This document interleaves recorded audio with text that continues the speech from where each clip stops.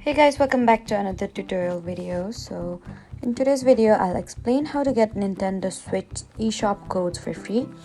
So if you've seen websites claiming that they can generate unlimited eShop codes, then here's what you should know.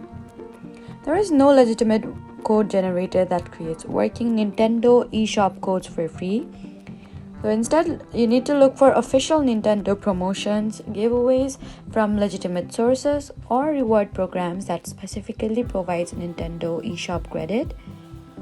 You can also receive an eShop code as a gift from someone or purchase one from an authorized retailer. Never enter your Nintendo account password into a website promising free codes, and don't download suspicious generators or complete endless surveys claiming they'll reveal a working code.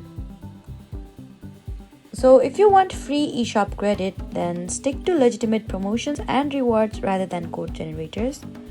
So that was it for the video. Please do not forget to like, comment, and subscribe for more helpful tutorials. Thank you for watching.